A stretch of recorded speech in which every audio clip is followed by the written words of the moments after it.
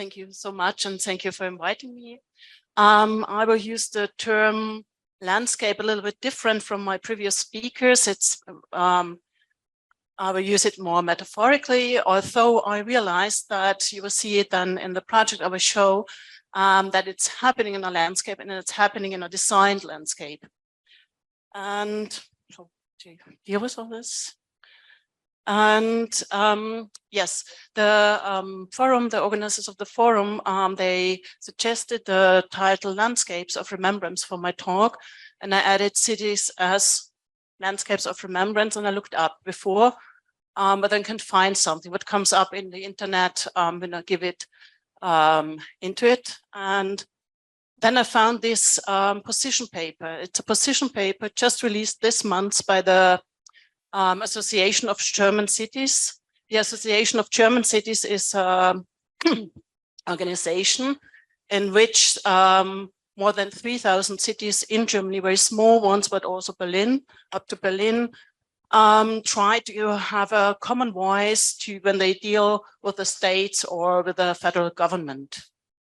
And they just published this, and so it's about memory culture and the memory culture as a task for cities. So I thought I will briefly introduce you to this paper, because why do they think it's necessary? Why do cities have to deal with memory cultures right now in a country which is in peace and has no war? And so they defined it, or maybe you go back. So I give you the whole title for those who get the translation. The title of the position paper is Remembering is Future, Strengthening Democracy with Memory Culture. So it's very much about that they think they need to deal with memory culture in terms of our future living together in cities.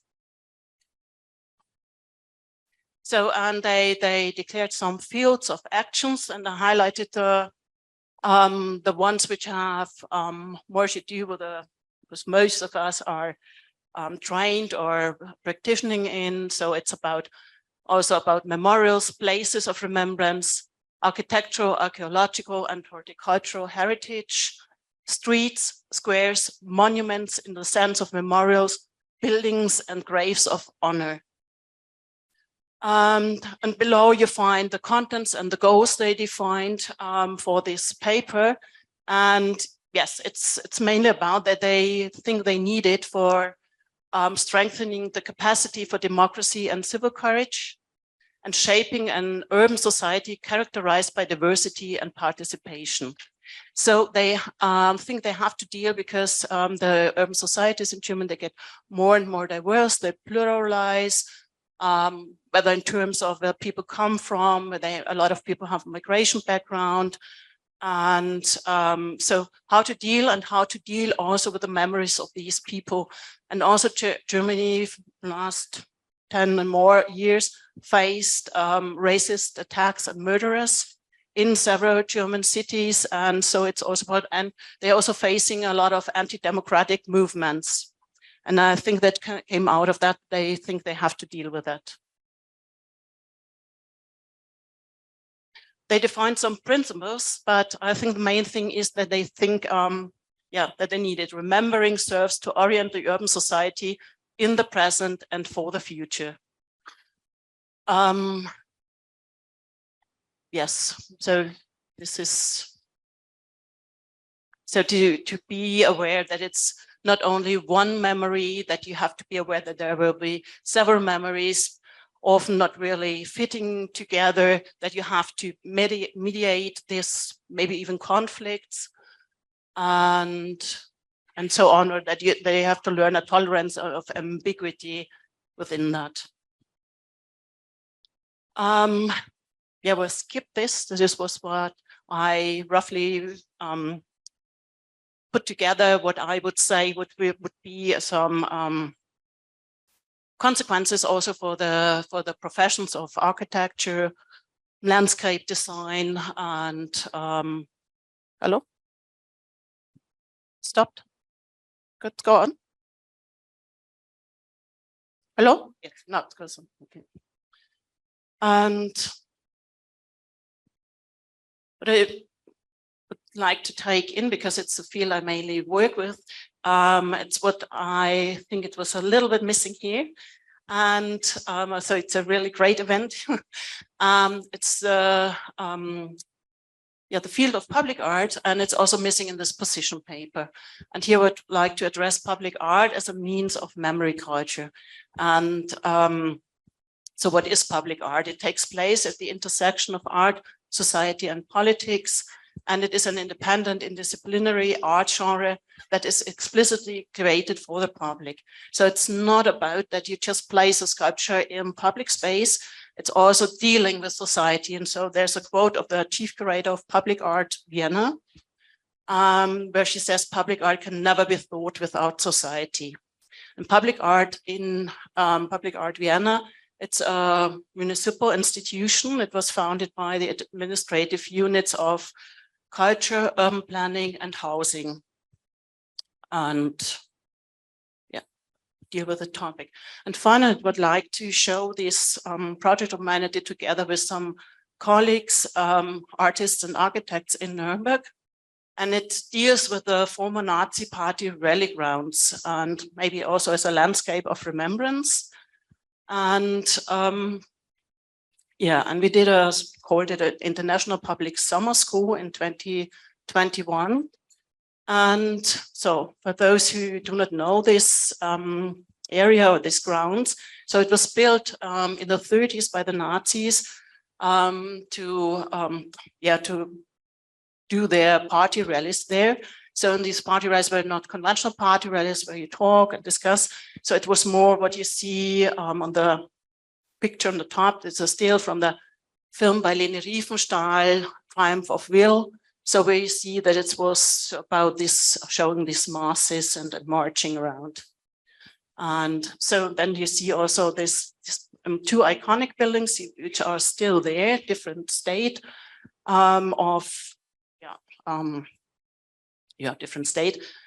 So in the middle, you see the so-called Zeppelin Tribune built by Albert Speer or planned by Albert Speer. And the picture below is a model of the so-called Congress Hall. You can see also on the left there in the middle, you see the ruin of the Congress Hall, which is still existing there. And for this, especially for these buildings, but also for the grounds, there are big plans by the city that build the area, and the buildings are owned by the city. They are listed heritage, and they have big plans for refurbishment, for renovation, and so on.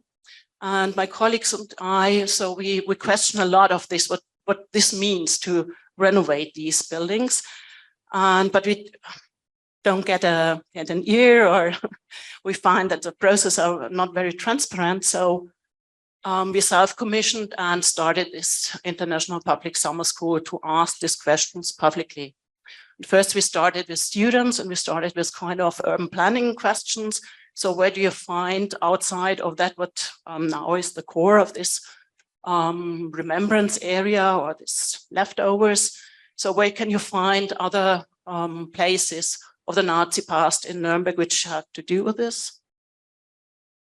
Oh, this is another D. So, and here you can see in the middle is the grounds, or the core of the grounds, and all around the.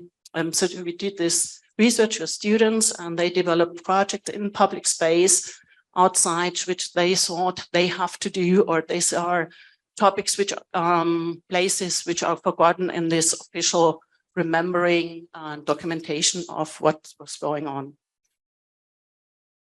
And here on the right, you can see one project, for example, where the students marked the outlines of barracks where forced laborers were camped during World War II, because the grounds changed in 1939.